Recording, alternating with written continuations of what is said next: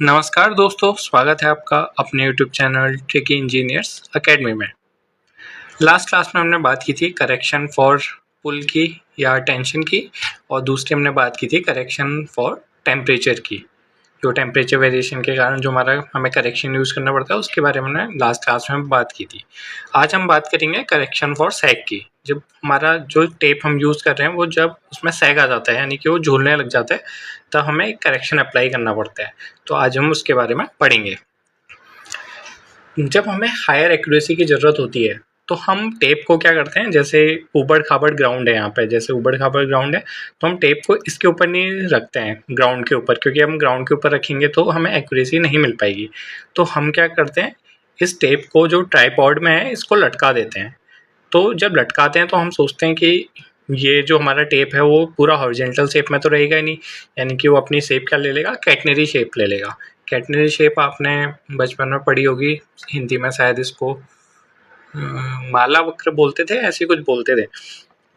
तो आपने पढ़ा होगा उसके बारे में। तो जैसे क्योंकि वो माला की शेप में हो जाता है, जैसे माला लटकाते हैं ना तो माला की शेप ले लेता है। तो जो भी हम किसी चीज़ को लटकाते हैं तो फोर्स, ग्रेविटी के फोर्स के कारण क्या होता है, वो झूल जाता है।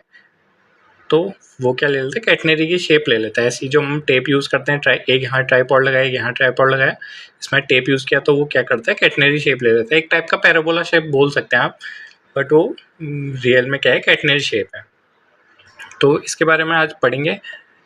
तो लिख लेते हैं इसमें, if we need higher accuracy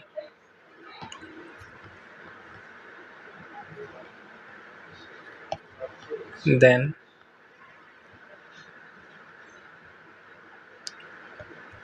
we laying tapes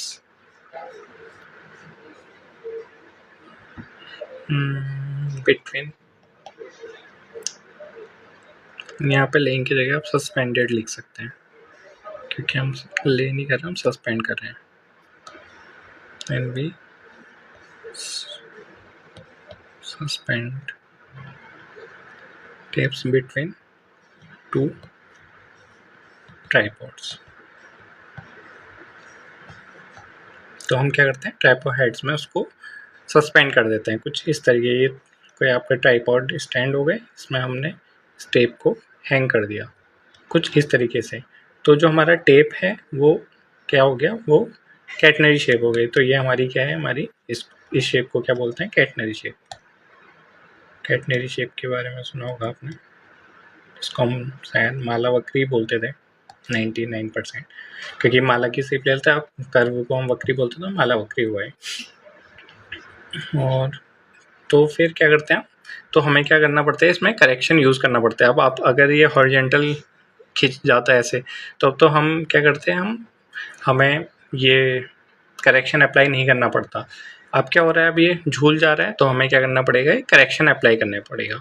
तो आप देख रहे हैं ये जो शेप है, तो हमारी जो मेजर्ड वैल्यू है वो मेजर्ड वैल्यू हमारी ज़्यादा होगी एक्चुअल वैल्यू से। एक्चुअल वैल्यू इतनी है ए बी, हमारी मेजर्ड वैल्यू क्या है, measured value is greater than actual value. तो हमारा जो करेक्शन होगा वो क्या होगा, हमेशा नेगेटिव होगा।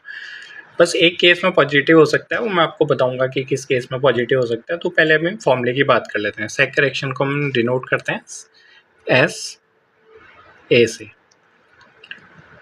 अब मान लेते हैं कि जो हमारा हमने शेप में प्रोवाइड किया, तो इसका फॉर्मूला होता है, आपने पैराबोला फॉर्म में होता है, तो पैराबोला का फॉर्मूला पढ़ा होगा आपने, W L one square L 1/24 P square.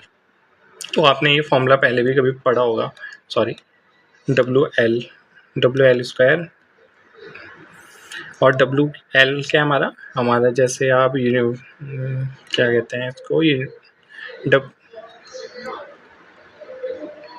Uniformly distributed load, यानी कि यूडीएल लोड इसको जिसको बोलते हैं। तो हमारा यूडीएल लोड अगर एल लेंथ पे लग रहा है तो वो क्या होता है, हमारा डब्ल्यू इंटू एल, और इसको हम कैपिटल डब्ल्यू से भी रिप्रेजेंट करते हैं। तो आपने ये सोम में पढ़ा होगा यूनिफॉर्मली डिस्ट्रीब्यूटेड लोड के बारे में, तो वो भी कुछ इसी टाइप का है। तो डब्ल्यू एल वन को आप क्या लिख सकते हैं, आप डब्ल्यू कैपिटल डब्ल्यू भी लिख सकते हैं, और ये क्या हो गया एल वन, हाँ 24p²। अब आप देख पा रहे होंगे कि हमने L1 क्यों लिया, क्योंकि हमने सिर्फ एक उसकी बात की है, मतलब कि जैसे यहाँ से यहाँ तक झूल रहा है तो हमने सिर्फ इतने पोर्शन की बात की है, लेकिन हम टेप को यहीं तक थोड़ी यूज़ करेंगे, हम आगे भी यूज़ करेंगे ऐसे, फिर यहाँ से इतनी पोर्शन, फिर और आगे भी ऐसे ही चलेगा, ये कंटिन्यू चलता ही रहेगा। तो अगर हम पूरी लेंथ की बात करें तो हमारा फॉर्मूला क्या निकल जाएगा यहाँ से, अगर हम पूरे फॉर्मूले की बात करें, अब हम लिख सकते हैं यहाँ पे, if there are n number n equal spans, यानी कि n नंबर इक्वल स्पान्स है, ये वाला स्पान जो यहाँ से यहाँ तक का स्पैन है इक्वल टू यहाँ से यहाँ तक का स्पैन, ऐसे ही करके बहुत सारे स्पैन है, हमने मान लिया n इक्वल स्पान है पर टेप लेंथ, एक टेप लेंथ पे बहुत सारे, क्योंकि हम पूरे टेप लेंथ को तो लटकाएंगे नहीं वहाँ तक, तो हमारे जो करेक्शन पर टेप लेंथ कितना निकल जाएगा, करेक्शन पर टेप लेंथ, करेक्शन पर टेप लेंथ कितना निकल जाएगा हमारा, इसको हमने टर्न के CSA से, ये n टाइम्स हो जाएगा, तो ये कितना था WL1 का स्क्वायर इंटू L1 अपॉन कितना था 24p², 24p²। एक और पेज ऐड कर लेते हैं। अब आप देख पा रहे हैं कि अगर हम WL1 को अगर हम पूरी लेंथ के टर्म में ले रहे हैं तो NL1 कितना हो जाएगा हमारा, NL1 इक्वल टू कितना हो जाएगा, टोटल लेंथ L हो जाएगी, क्योंकि यहाँ से मान लीजिए L1 है, ये भी L1 है, तो n टाइम्स L1 कितना हो जाएगा, टोटल टेप लेंथ कितनी हो जाएगी, L के बराबर हो जाएगी, n इंटू L1, तो ये जो हमारा n इंटू L1 क्या हो गया, L हो गया। अब आप देख पा रहे हैं WL1 का होल स्क्वायर है, इसको अगर हम कन्वर्ट करें, जो हमारा WL1² है, यानी कि यहाँ से लेके यहाँ तक की टर्म की बात हो रही है, अगर हम पूरे लेंथ के टर्म में बात करें, मतलब यहाँ से यहाँ तक जितना टेप होगा उसके टर्म में बात करें, तो हमारा कितना हो जाएगा, ये WL1 बाई n का, ये हमारा WL1 बाई n का होल स्क्वायर हो जाएगा। तो NL1 को हमने एक साइड लिख दिया और WL1 को हमने लिख दिया पूरे लेंथ के टर्म में WL/n, समझ पा रहे हैं ना, अब n से डिवाइड कर देंगे हम पूरी लेंथ को WL को, तो WL1 बच जाएगा, तो हमने इसको WL/n का होल स्क्वायर रख दिया, बाकी तो सेम है 24p², ये तो यहाँ तक कोई दिक्कत नहीं होगी। फिर NL1 को हमने क्या मान देते हैं, L हो गया, क्योंकि NL1 क्या है हमारा L के बराबर है, और WL/n को इतना ही रहने देते हैं, WL/n का होल स्क्वायर अपॉन 24p²। तो फॉर्मूला कुछ इस तरीके का आ जाता है आपका। अगर हम और सिंप्लीफाई कर दें तो हमारा फॉर्मूला क्या जाएगा, L से L² से L², ये L² हो जाएगा, ये L² हो गया, अपॉन क्या हो गया 24n² डिवाइडेड बाई p²। अगर हम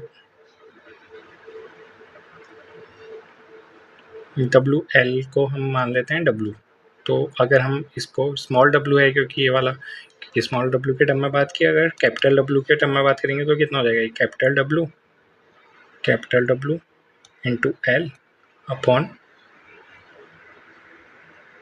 W² होगा ना, क्योंकि WL है तो WL² है, तो W²L अपॉन 24n² p², ये इसका फॉर्मूला है CSA का।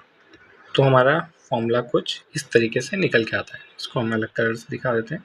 तो ये काफ़ी बार एग्जाम्स में पूछा जाता है, तो आपको ये याद रखना है।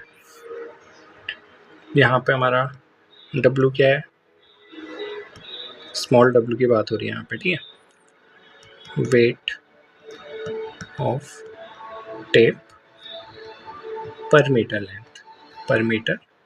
लेंथ, और कैपिटल W क्या जाएगा हमारा, total weight of tape,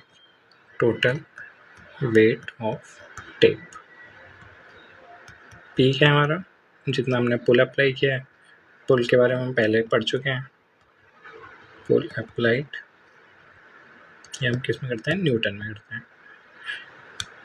L1 है हमारा जो हमारी लेंथ ऑफ टेप है एक पोर्शन की, length of tape suspended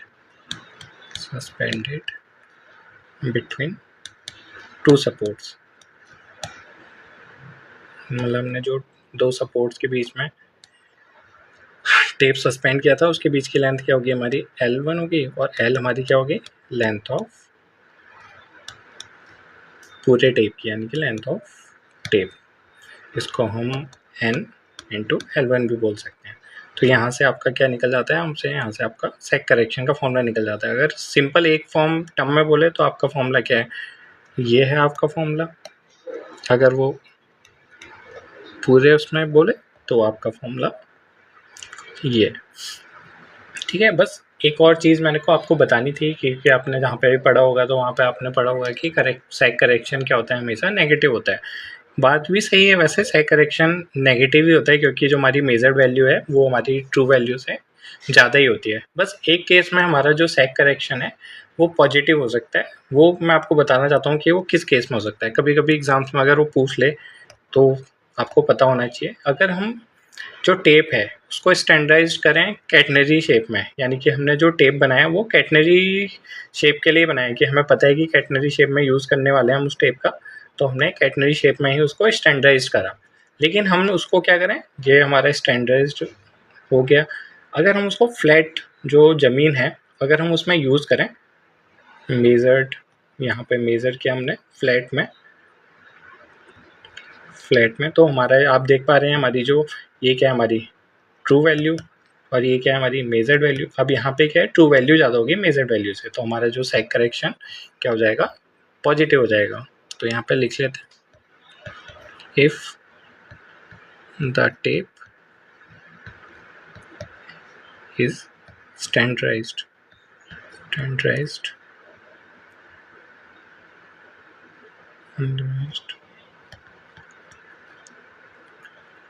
in catenary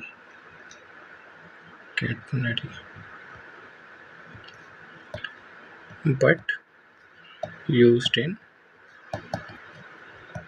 flat ground,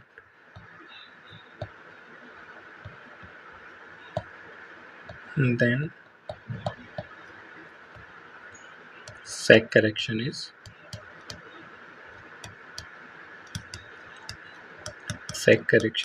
positive. अब बात करते हैं करेक्शन फॉर मिसअलाइनमेंट की, या नेक्स्ट क्लास में ही पढ़ें, टाइम तो हो चुका है। चलिए ठीक है, इसको नेक्स्ट क्लास में देखेंगे। आज की क्लास में इतना ही। अगर आपको हमारे लेक्चर पसंद आते हो तो हमारे चैनल को सब्सक्राइब कीजिए और ज़्यादा से ज़्यादा अपने दोस्तों में भी शेयर कीजिए। Thank you.